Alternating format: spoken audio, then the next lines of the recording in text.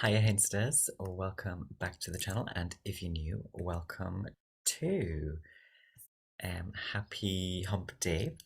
Today is the day of Mercury, and I'm trying to make a video every day, every Wednesday even, for years. So here we go. And I thought I'd make this one a nifty little one on Mercury through the houses in the birth chart. This is natal astrology, by the way, so you do have to know your birth chart and where your Mercury placement is. Look for the glyph, the symbol that looks like Venus, except it's got two little antennae ears. Also, a few disclaimers before we get into it. This is a very brief overview of Mercury, kind of in a vacuum. And we do need to know which houses Mercury rules in our birth charts, as well as the condition of Mercury itself, and to take into account the real-time transits and aspects going on in order to know whether or not this interpretation is more or less amplified. Also, having Mercury in the first, fourth, seventh, or 10th houses is considered more significant in terms of Mercury speaking more loudly for you in your life. Very briefly, Mercury is the god of messages, the heralder. It is the androgynous flitter and teleporter, the divine server and steward, the farrier, the scribe, the educator, the juggler, the fox, the coyote. In the tarot, we have the Lover's card as well, often associated with Gemini, ruled by Mercury. So we have their lovers, the twins, the pair of birds, especially birds in general. The transporter, god of discoveries and journeys and trips and kind of the everyday divinatory stuff like feathers and what seeing a certain feather in a certain way of a certain color might mean. Those types of very idiosyncratic internal spiritualities and synchronicities.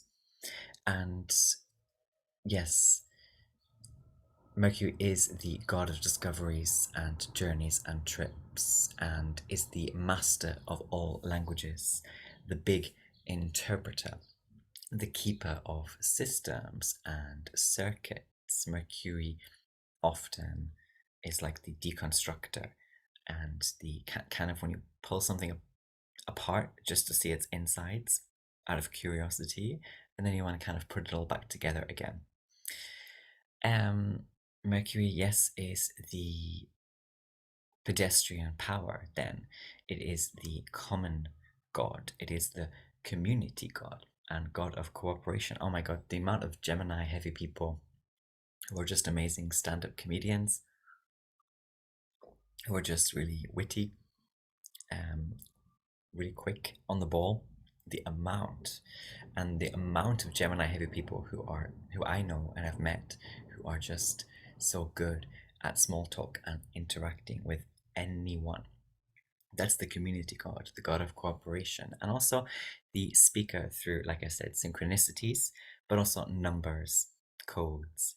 It is the merchant, the dealer of all currencies, the handler of profit. It is the fun and playful one. It is the youthful one. It is the trickster, the troll, and the god of disputes and hiccups. And Mercury retrograde is the most famous retrograde. It is the master of hacks. Mercury is the divine weaver and the geometrist, if that's a word. It is now. And Mercury is the god of thieves and much, much, much more. If you have then Mercury in the first house, well, this is the joy of Mercury, and I read this as a mega good omen for you. The first house pertains to things like personality, aura, and literal body and health, so you could easily be a highly chatty, communicative, or thoughts racing type of person. You could be great with your hands and good with money or sales or consultancy. Perhaps you're very physically active or a player, or you often take on more vocal and dynamic roles in life. You could also have like an androgynous look, and this is a divine non binary placement. If you've got Mercury in the second house, this is the house of your stuff. This is like what you are vesting into things in all the ways, not just money, but all the ways, all kinds of energy input that you are giving out. And even things like cooking and chemistry, alchemy, and you could have your hands in many pies. Perhaps you are excellent at providing intellectual input. Maybe you are a great cook or a mixologist, or at least you could consider, especially if you're very young, maybe you could consider trying your hand at this and you'll be very surprised with the results. And in ancient astrology, the second house was also associated with just generally what is coming your way. And so you could discover more blessings by simply being more mercurial.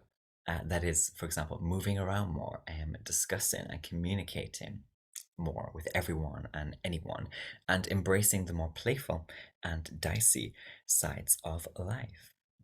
Now, if you have Mercury in the third house, I like to think of this as the secret or secondary joy of Mercury, because while the first house is Mercury's first joy, the third house kind of gels pretty damn nicely with mercurial things. The third house is how you communicate and relate. It is also friends, neighbors, literal and digital localities. It is the sort of 101 basics of life, primary education. It is feminine divinities as well, and more. And obviously, Mercury in the third house can make you an excellent communicator, right? And also somebody good at learning languages, somebody also very active in their local environment. Perhaps you also have a lot of siblings, or you find yourself living with quite a mix of quirky people. Many diverse topics as well can interest you, and you may get carried away with this and need to learn just how many balls you can juggle if you want to be masterful, or if you want to fixate um, and kind of set roots a bit more in your interests and your hobbies. Interests and hobbies also, by the way, associated with the third house, things that stimulate that mind or that way that in which you relate to the world. If you have Mercury in the fourth house, this is the house of home, houses, your roots, the past, the hidden, the mysterious, family as well, especially maternal sides of family, but also ancestry and your line. And there may be something mercurial deeply buried or unconscious to you. Perhaps it's an element of speech or some pair of body parts, because Mercury also rules these pairs, like the hands or the eyes. And look to which houses Mercury rules in your chart. So find Gemini and Virgo, because this can indicate which topics in your life are perhaps more subverted, because you have the ruler of those two houses in the fourth house. And there may be siblings that you don't know about. There can be hidden talents of yours to do with making money. And you might also be secretly an excellent astrologer or interpreter or something mercurial like that. For Mercury then in the fifth house, this is the house of fun.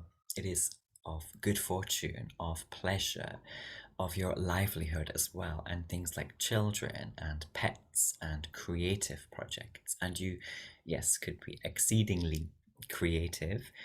Maybe you love animals, and if you have children, then they are, or they will be, somehow very mercurial. You could be also really into dating, fucking around, surrendering your heart and your mind to love in that youthful, playful, mercurial way. And maybe you just love bars, clubs, and like dancing and jazz and like all games, maybe not like very extroverted games. Maybe you're very like the introverted extrovert. Maybe it's like games at home, um, or I don't know, World of Warcraft, whatever. But like you could just be really into games and play with Mercury in the fifth. And your siblings could also be very fortunate, or you can gain good things from your siblings.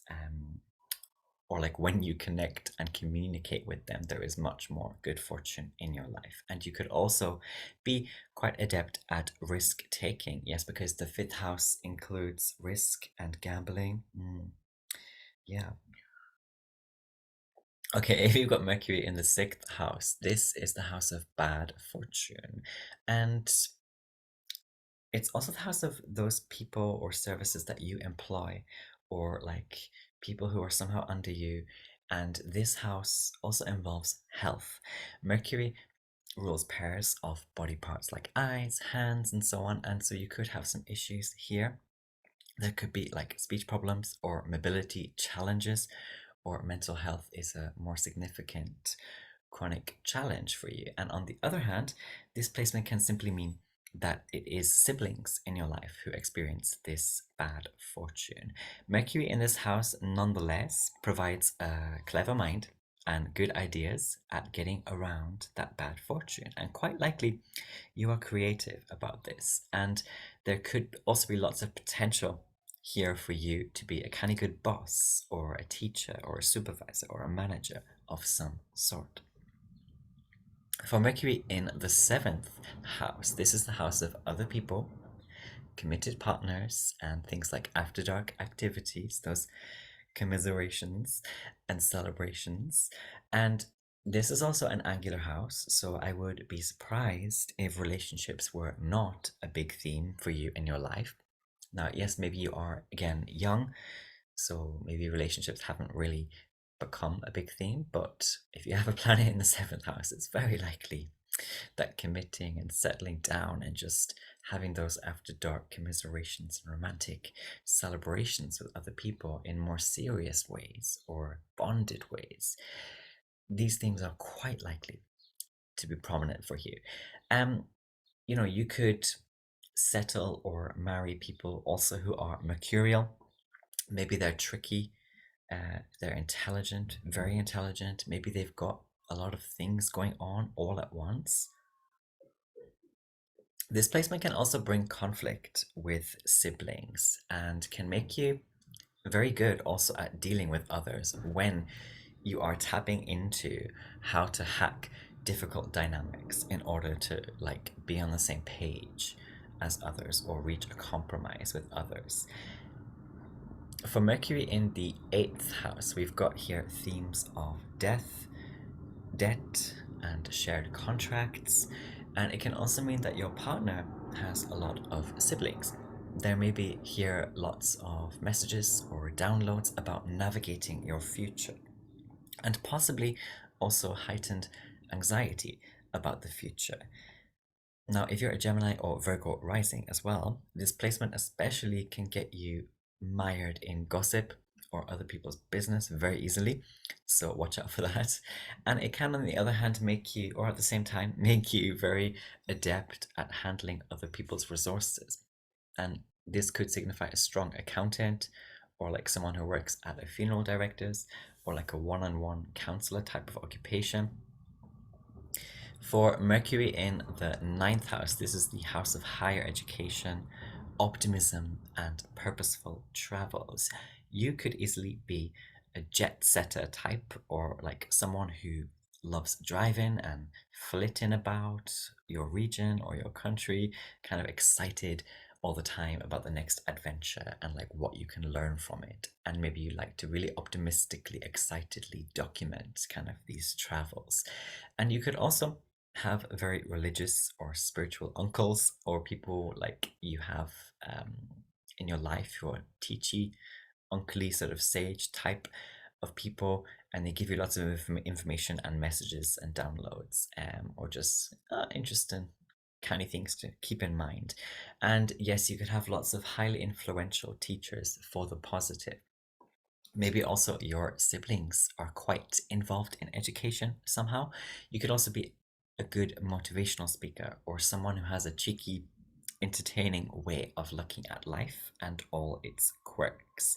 You could also be very enlightened by things like astrology, philosophy, and be someone who has a good understanding of occult matters, or that is part of your right way and your spiritual optimism, your faith. If you have Mercury in the 10th house, then this is the house of career, big change, big action, and your reputation. You might be someone highly career driven or careerist, therefore. Perhaps you're even restless or having like more than one major career. And a big part of your life is discovering your career path or your calling. And you may also come to develop a reputation, a big reputation, as a speaker or an interpreter, an accountant, or any number of mercurial professions and occupations. And family is also sometimes found in the 10th house, especially the more paternal sides, and siblings or other family could be well known for something mercurial. Generally, you could be quite concerned about fixing and fine tuning things in life and have a dynamic daily life full of curiosity and versatility. For Mercury in the 11th house, this is the house of good spirit, the house of friends, the house of allies, like all the things, people, and places that help you achieve your goals and have wishes granted. This is a big omen as well for having lots of friends.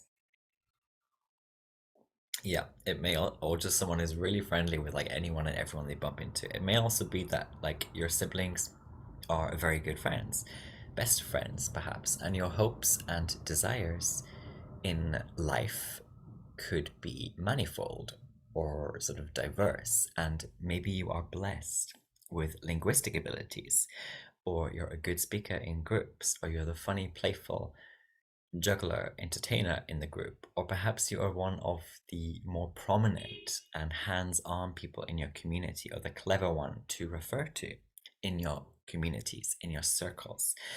And also, just generally, I think embracing more of a youthful and curious spirit for you can only make things better and better for you.